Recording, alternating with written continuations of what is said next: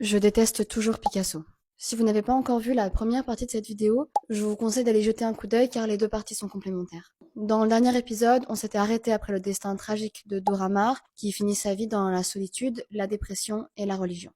Après Maar, la nouvelle victime de Picasso s'appelle Françoise Gillot. Ils se rencontrent en 1943, il a 61 ans, elle 21. Le quotidien de Gillot avec Picasso, c'est un peu la définition de la charge mentale. Elle doit se lever très tôt le matin, parce qu'elle va avoir le temps de peindre, mais elle doit s'occuper de 2 enfants en bas âge, dont le peintre ne se soucie pas du tout. Ensuite, elle doit réveiller Picasso par des éloges et des compliments, sinon il refuse de se lever. C'est très Louis XIV codide. Et surtout, elle doit essuyer sa colère et sa cruauté au quotidien. Le climax est atteint le jour où le peintre, pendant une dispute, va écraser une cigarette allumée sur la joue de la jeune femme, lui laissant une cicatrice à vie. Et pour la première fois, c'est une femme qui quittera Picasso.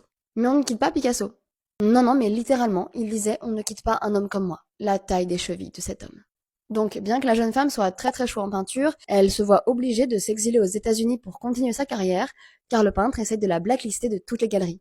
Elle a réussi de ouf à gérer sa carrière après. Après Gillot, Picasso partagera les dernières années de sa vie avec Jacqueline Roch, qu'il rencontre en 1952 et avec qui il va pas mal tromper Gillot. Elle a 26 ans, lui 72, et bien qu'on n'ait pas énormément de détails sur la vie conjugale des deux époux, Jacqueline Roch connaîtra aussi un destin tragique. Picasso meurt en 1973, et là, c'est le drame.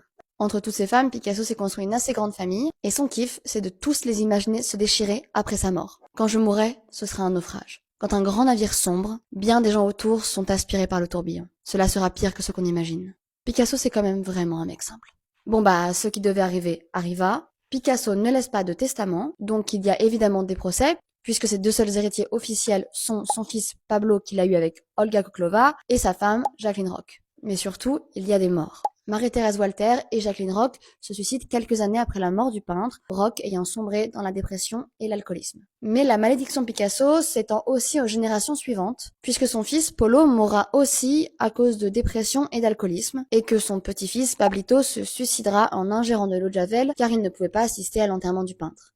Zola en sueur, c'est les Rougon-Macquart dans la vraie vie. Je vais conclure cette série de vidéos par une citation de Françoise Gillot parlant de Picasso. Il ne supportait pas l'idée que quiconque avait partagé sa vie pût lui survivre. Je me rappelais de ce qu'il avait dit un jour. Chaque fois que je change de femme, je devrais brûler la précédente. Comme cela, j'en serais débarrassée. Elle ne serait pas toute là à compliquer ma vie. On tue la femme et on efface le passé qu'elle représente. Eh bien, sache-le Picasso. Bien que tu sois mort il y a des années, le passé de ces femmes ne sera jamais effacé. On continuera de parler d'Eva Gouel, d'Olga Koklova, de Fernande Olivier, de Marie-Thérèse Walter, de Dora Maar, de Françoise Gillot, de Jacqueline Roch et de toutes ces autres femmes qui ont souffert de toi. Et n'hésite pas à t'abonner pour plus de vidéos.